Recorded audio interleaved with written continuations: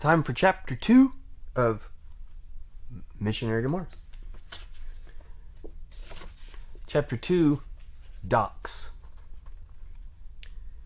Eustace walked by the endless rows of stalls, where vendors sold items from all over Sol System. The market was a multi-kilometer stretch of noise and bustle. In the distance, the reason for the market's location, one of GovCorp's finest achievements, was Earth's only space elevator. It had taken 2 centuries to build and made space travel accessible to all. All but Eustace, apparently, because he had never been up. He hadn't had a need until today. He had no idea how he would do it, but he had to secure a ride on the next up shuttle. If only he had a few 100,000 credits on his account. "This is useless," a customer said as a pushy vendor nearby, dropping the item and walking away. Eustace came out of his mental fog with a start. He had been on edge since he got the call. He hadn't had time to mourn. That would come soon enough, but for now he had a job to do.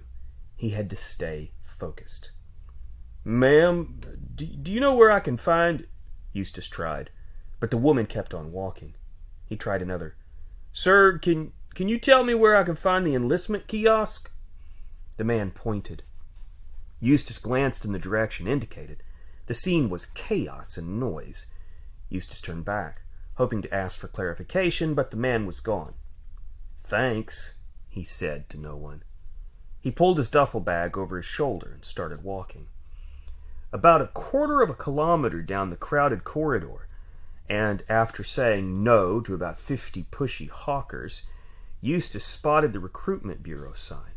A tattered propaganda banner read, "See the Sol System. Be part of something big." GovCorp Security Brigade joined today. He glanced down at the little table with a portly recruitment officer snoozing at a 1-seat kiosk. It was underwhelming, but he needed off-world, and this was his one idea. "If this isn't what you want me to do, then stop me." He stood there, waiting, hoping, wishing. Any time. Nothing happened. He took a deep breath to calm his nerves. He put a foot out, intending to step toward the recruitment officer, when someone caught his foot. A young woman tumbled forward, tripping over Eustace's outstretched leg. He reached out to help her, but before he could, someone grabbed his arm with a bone-crushing grip. The woman caught her balance, and Eustace turned to see what had him by the arm. Attached to the grip was an enormous man with a robotic arm bolted to his shoulder. The arm wasn't one of those modern incognito prosthetics, but instead, it looked as if it had been scavenged from a battlesuit dating to the previous century. The man who wielded the arm was in his early 60s, but was massively muscular. The mechanical grip was cutting off the circulation to Eustace's forearm and his hand. "This is it," Eustace thought. "This is who GovCorp sent to murder me." "You want I should pulverize him, Captain?" the big man said. "Let him go," said a kid standing next to the aging giant. The young teen had walked up after the others, but clearly had some familiarity with him. His skin was dark, his black hair was a mess, and his speech was too confident for a kid his age. "He's just a dirt-licking scabberlotcher. Let him go, Rudwick." "You heard him, Rudwick," Eustace repeated. "Let me go." The big man's grip tightened. By now, the young woman had straightened up and turned toward the 3. Eustace was getting the impression that these were not GovCorp goons. "Well, Cap?" Rudwick said. "Well, Cap," Rudwick said, "what do you want I should do with the dirt dweller?" Eustace turned to the young woman and was about to protest the injustice, but the sight of her face made him forget how to form words. Her soft skin was out of place in this rough environment of grease and titanium. She had the kind of eyes that were sad but strong. Her hair was mostly tied back, but hung loose on one side, as if her appearance was only an afterthought. Nonetheless, Eustace was spellbound. Her full lips had the slightest hint of a frown. Eustace wondered what a smile might look like on those lips. Her hand lifted a half-filled bottle of unlabeled amber liquid to those lips. Not a smile exactly, but not a frown either. She wiped her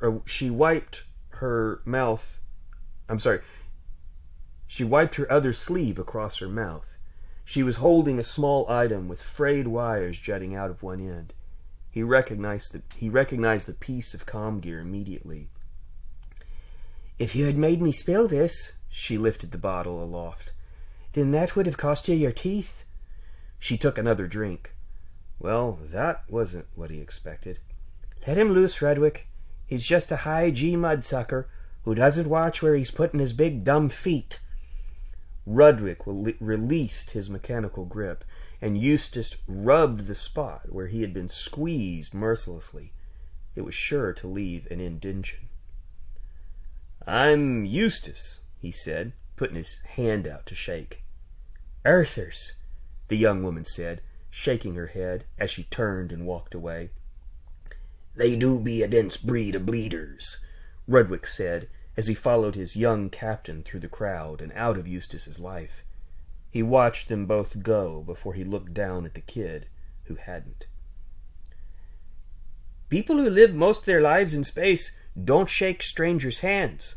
Eustace glanced after the woman and the big man once more, and then back at the kid. "Newton's first law, you know, inertia and whatnot." The kid smiled as if he were talking to a baby. "How old are you?" "How old are you?" the kid repeated in a mock voice. "I'm 29, Eustace said. "Wow," Enzo said. "When you die of old age next week, can I have your boots?" "Nice one," Eustace said. He glanced in the direction of the captain's unwelcome disappearance and then back to Enzo. Are you with them?" Eustace asked. "Good point. See you later, old dude." The kid was off, chasing after the other two.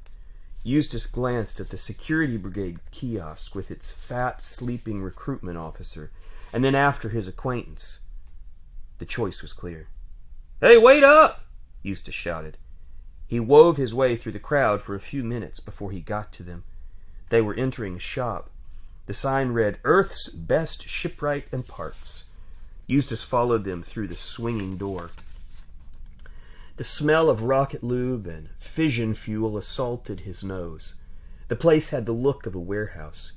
Eustace had no idea what most of it was, but he recognized the comms equipment, cached 12 shelves high. He had the urge to stop and see what they had, but he resisted. By the time he caught up to the trio, the woman was talking to a clerk at the shipwright's counter. The big guy, Rudwick, was standing near her with his arms crossed, no doubt intimidating the shipwright. The kid was rifling through some items on the shelves aimlessly. "Hey, kid," Eustace said. The boy looked up. "Oh, good grief. What do you want?" the kid said. "Looking to get that beating from Rudwick?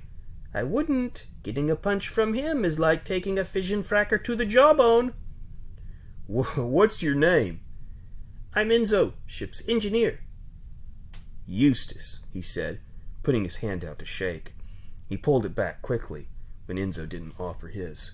"Slow learner, huh?" Enzo said. "Just a word of warning.